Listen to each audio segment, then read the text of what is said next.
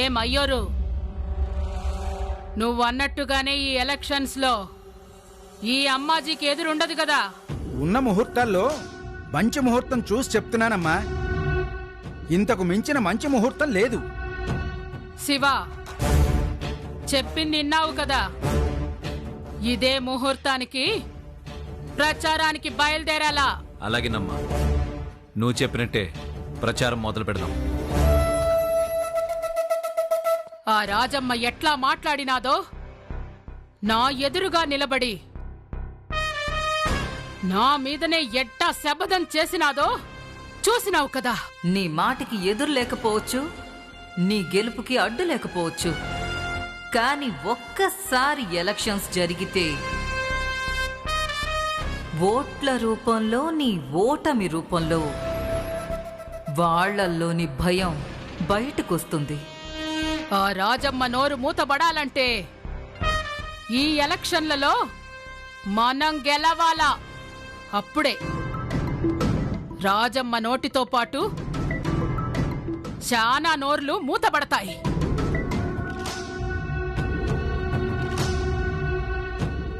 ఇంకా ఏమట్లా చూచాండావు? బండ్లు తీయమని చెప్పు, మనోళ్ళని బయలుదేరమని చెప్పు. అమ్మా, ఒక్క నిమిషం. ఇప్పుడు ఆ రాజం మీద మాట్లాడిందని ఇన్ని సంవత్సరాలుగా ఎప్పుడూ లేనిది నువ్వు అడుగు బయటపెట్టి ప్రచారానికి వచ్చావంటే రాజమ్మకి భయపడ్డావేమో అని అందరూ అనుకుంటారు. నేను చెప్పేది నిమ్మలంగా ఇనమ్మా. ప్రచారానికి నువ్వు కూడా వచ్చావంటే చూసిన మందికి కొత్తగా ఉంటుంది. ఏంది ఎప్పుడూ లేనిది అమ్మాజీ?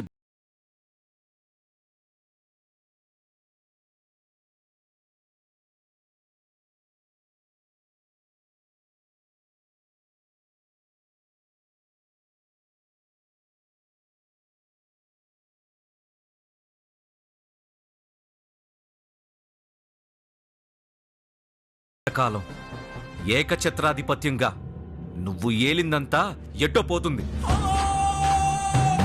నీ అంతట నువ్వే ప్రత్యర్థులకి కొమ్ములొచ్చేలా చేసినట్టవుద్ది.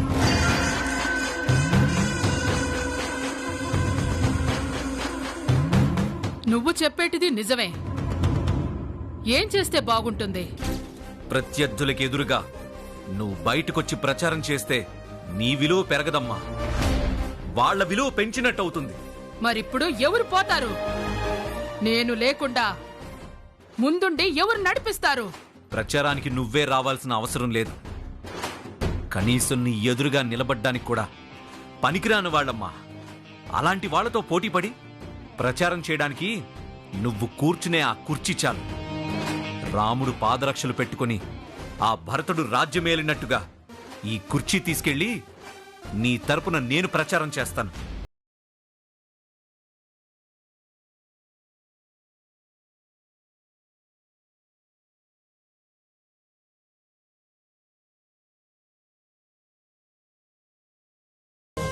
నా మీద నమ్మకం లేదా? నీ మీద నమ్మకం లేకుండా ఎవరి మీద ఉంటాది? నా నమ్మకమే నువ్వు. కానీ ఒక్కటి మతికి పెట్టుకో, నీ గెలుపు అన్నది నా ఒక్కదాని కోసం కాదు, మన వంశ గౌరవం ప్రతిష్ట కోసం. యాడ ఏమాత్రం పొరపాటు జరిగినా మందిలో మానం పోతుంది, మన వంశం పరువు పోతుంది. నీ పరువే పోనివ్వడమ్మా ఈ శివుడు. అలాంటిది మన వంశం పరువు పోనిస్తానా? రై రండ్రా.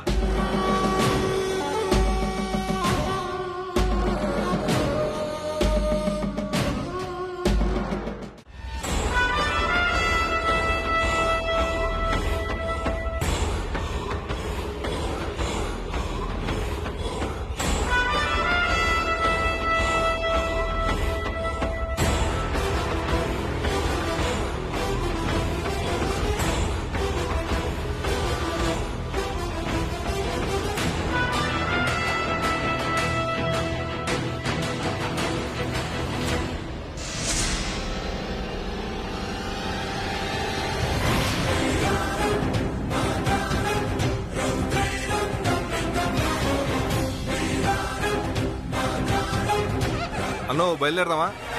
ఓ మంచి పని మీద బయలుదేరుతున్నాం.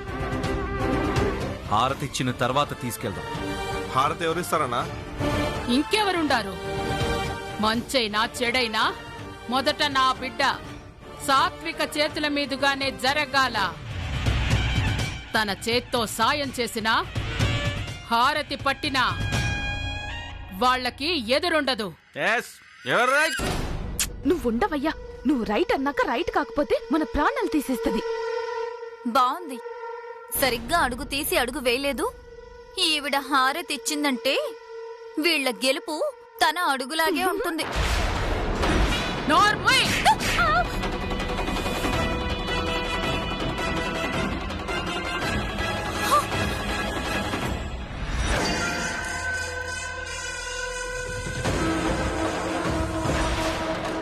ఏయ్!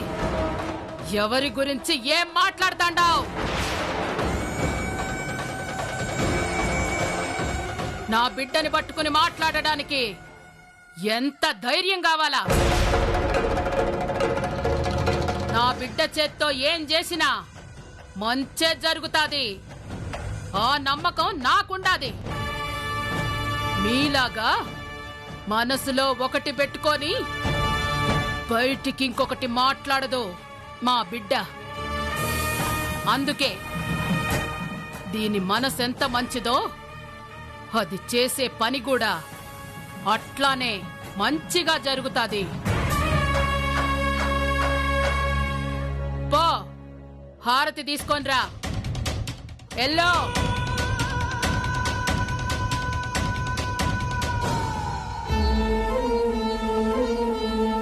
అమ్మా సాత్విక, ఎవరేమనుకున్నా సరే నా అదృష్టానివి నువ్వు. నాకు నమ్మకముండాది. హారతి నువ్వే ఇవ్వు.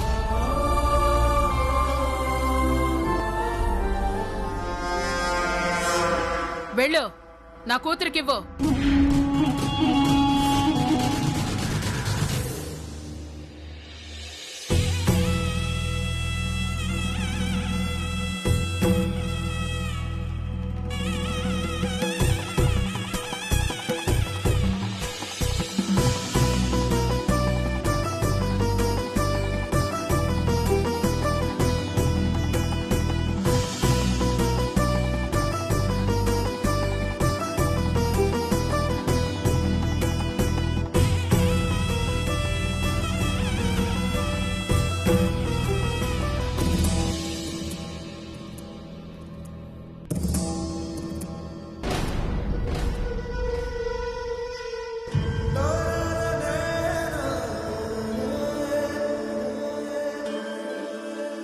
శివ, ఇది నీ చెల్లెల్ని తక్కువ చేసి మాట్లాడినాది. దీని మాట కోసమైనా నన్ను గెలిపించి చూపించు. ఈ భారం నీ మీద పెడతాండా. గెలిపించుకొచ్చావా? ఈ అమ్మని గెలిపించావా? సాత్విక హారతిచ్చిన తర్వాత నువ్వన్నదే జరుగుతుందమ్మా. గెలుపు నీదే. ఎత్తండ్రా కుర్చీ. అమ్మాజీకి ఓం అమ్మాజీకి జిందాబాద్. అమ్మాజీకి జిందాబాద్. అమ్మాజీకి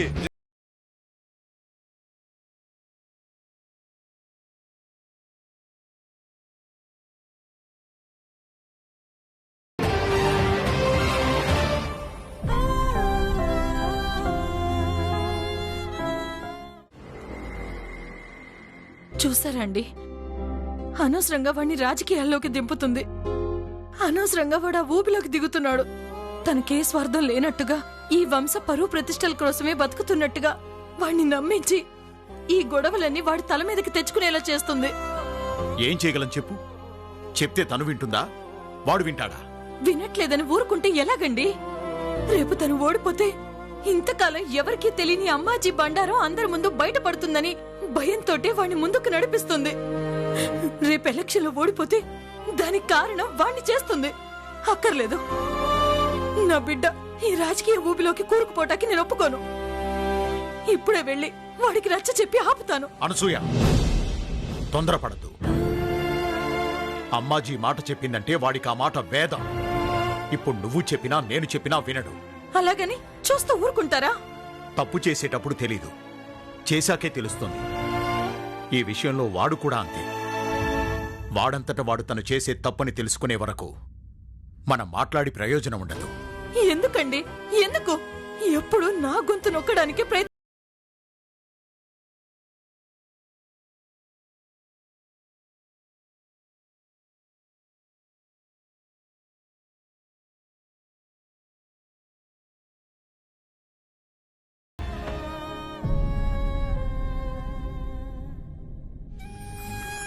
మరీ ఇంత అలంకరణ అవసరమా? పెళ్లి చూపులకు కూడా స్కూల్లో పాఠాలు చెప్పడానికి తయారైనట్టు తయారవుతావా ఏంటి? అతనెవరో చూడ్డానికి నేను రెడీ అవడం ఏంటమ్మా? ఈ రోజుకి అతనెవరో కావచ్చు, కానీ ఈ సంబంధం ఖాయమైతే అతను నీ కాబోయే భర్త. 100 ఏళ్ల అనుబంధానికి ముడిపడే మొదటి చూపులో అమ్మాయి ఎప్పుడూ అందంగా తయారవ్వాలి. సరేనా? ఏమిటే మీరింకా కబుర్లు చెప్పుకుంటూనే ఉన్నారు? పెళ్లి వాళ్ళు వచ్చేస్తారు, త్వరగా కానివ్వండి. అయిపోయింది అత్తయ్య. వస్తున్నది మామూలు సంబంధం కాదు. నా మాట కాదని లేక నా కోసం వస్తున్నారు. వాళ్ళకి ఎక్కడా మనం తక్కువగా కనిపించకూడదు. ఆ విషయం మీరు మళ్ళీ మళ్ళీ చెప్పాలా? అవును, ఇంతకే అబ్బాయి వాళ్ళు ఎంతవరకు వచ్చారో ఏమిటో.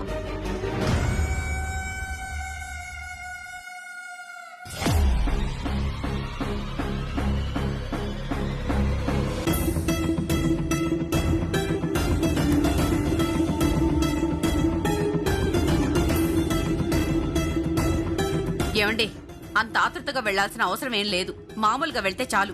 ఏంటి అలా అంటావు? మీరు చేసిన పనికి చాలా అనాలనిపిస్తోంది, కానీ ఏమీ అనలేకపోతున్నాను. ఎందుకే అంత కోపం? ఎందుకంటారేంటండి? ఇది ఒక సంబంధమేనా? వీణ్ణింత చదువు చదివించింది ఇలాంటి ఇంటి వాళ్ళింటికి అల్లుణ్ణి చేయడానికా? అయినా వాళ్ళకి ఏం తక్కువే? ఎందులో ఎక్కువ చెప్పండి? ఆస్త, అంతస్తా, చదువా? ఎందులో ఎక్కువ? అమ్మా ఊరుకో అమ్మా. ఏంట్రా ఊరుకునేది? కడుపు మండిపోతుంటే. అసలు ఎలాంటి సంబంధాలొచ్చాయి?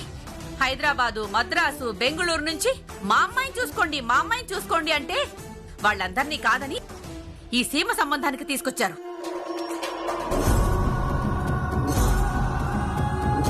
ఈ సంబంధం పరాయిది కాదే. అలివేలు మంగమ్మ మా దగ్గర బంధువు. ఆవిడ మనవరాలంటే ఆలోచించాల్సిన పనే లేదే. అయిన వాళ్ళని అడవిలో సంబంధాలు చూసుకుంటావా? ఈ ఊరు ఎలాంటి ఊరు? లేచిన దగ్గర నుంచి పగలు ప్రతీకారాలు అంటూ నరుక్కుంటూ చంపుకుంటూ ఉంటారు.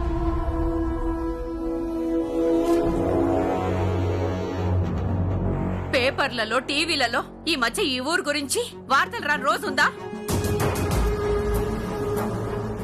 ఇలాంటి ఊర్లో సంబంధం కుదుర్చుకోవడం అంటే పావం పొడక కింద చేరటమే. అలాంటిదేం ఉండదులేవే. ఎందుకుండదు? ఈ ఊర్లో సంబంధం కలుపుకోవాలి అంటేనే తలలు తెగుతాయో, తాలిబొట్లు తెగుతాయోనని భయపడి చస్తుంటారు. అలాంటి ఊరికి మనం వెతుక్కుంటూ వస్తున్నాం. నువ్వు భయపడ్డట్టు ఆ కుటుంబం ఫ్యాక్షన్ కుటుంబం కాదే. ఆయన నలుగురికి ఆయుర్వేద వైద్యం చేస్తూ మంచి పేరు సంపాదించుకున్నారే. కూతురు బాగా చదువుకుంది, బంగారం లాంటిదని చెప్పారు. నా భయం నాదే కాని మీకేం పట్టదా? మనకేమన్నా 10 మంది ఉన్నారా? ఉన్నది ఒక్కగానొక్క కొడుకు. వాణ్ణి తీసుకొచ్చి వేట కొడవళ్ళ కింద వేలాడదీస్తున్నారు. అబ్బా అరవకే తల్లి. నా నోరు నొక్కుతారే కాని నేను చెప్పింది మాత్రం వినరు. అక్కడేమైనా తేడా జరగాలి, అప్పుడు చెప్తాను మీ సంగతి.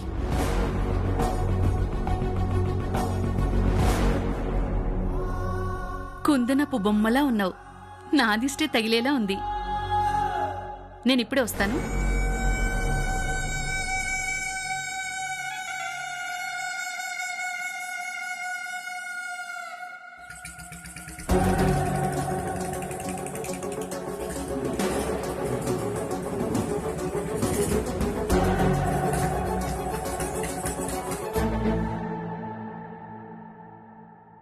ఒరే, వాళ్ళు ఎంతవరకు వచ్చారో ఏమిటో ఒకసారి ఫోన్ చేయకూడదు?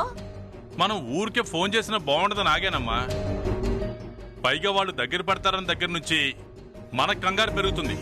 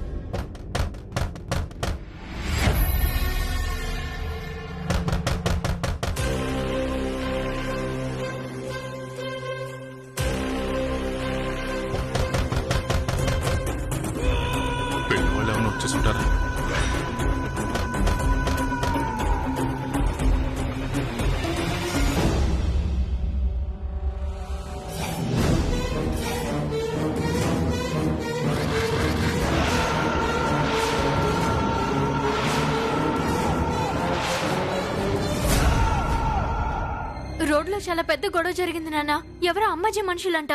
పాపం ఒక అమాయకుడిని పట్టుకుని చిత్త కొట్టేశారు. ఇదిగో మీ కూతురుందిగా, ఆ కొడుతున్న వాడిని పట్టుకుని వేలు చూపించి మరీ అందరి ముందు తిట్టింది.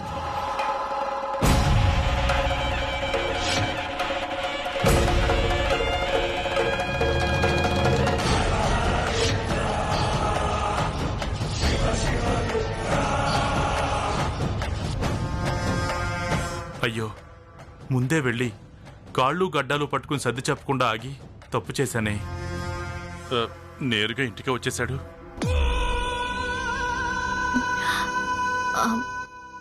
ఎవరో వచ్చినట్టున్నారు.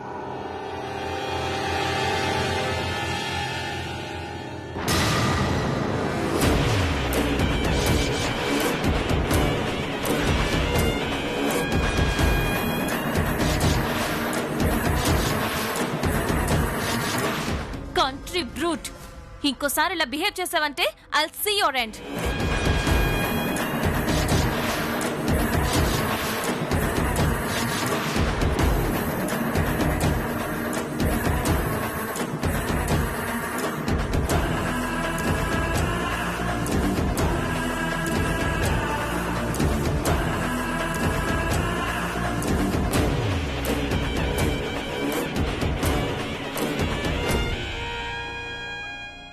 ఏంటి బాబు, ఇంట్లో ఆడవాళ్ళు ఎవరు లేరా?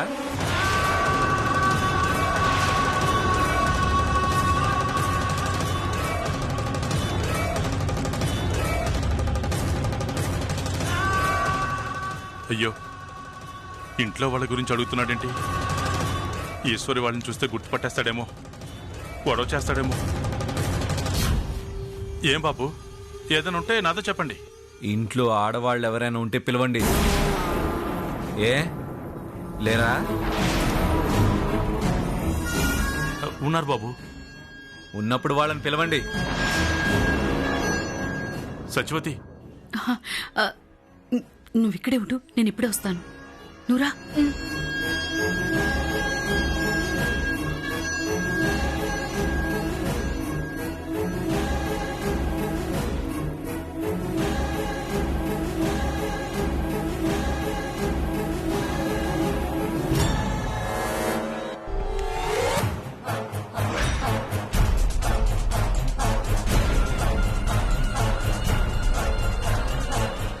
వీళ్ళేనా?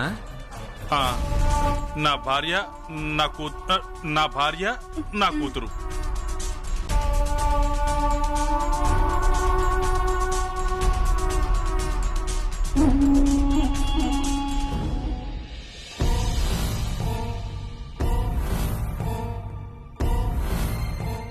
ఓ బిందె నీళ్లు కావాలి. మా వాళ్ళందరినీ తీసుకురావడం బాగుండదు కదా. పైగా ఆనందయ్య గారిని అడగలేను.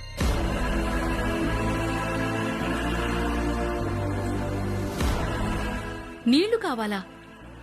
అందుకొచ్చారా? అవునండి.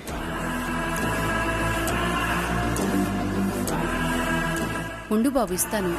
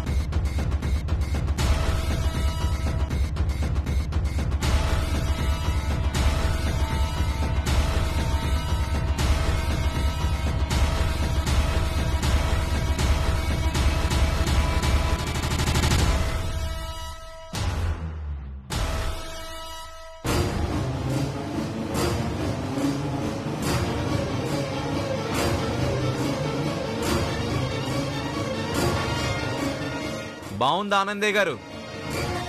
ఇంటిని చాలా శుభ్రంగా ఉంచారు.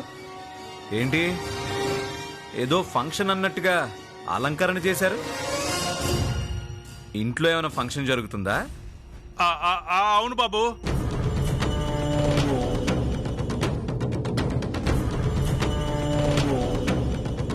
ఒసేయ్, అడిగిన వాళ్ళందరికీ ఇలా నీళ్ల కడవలు దానం చేయడం నీకు బాగా అలవాటైపోయింది.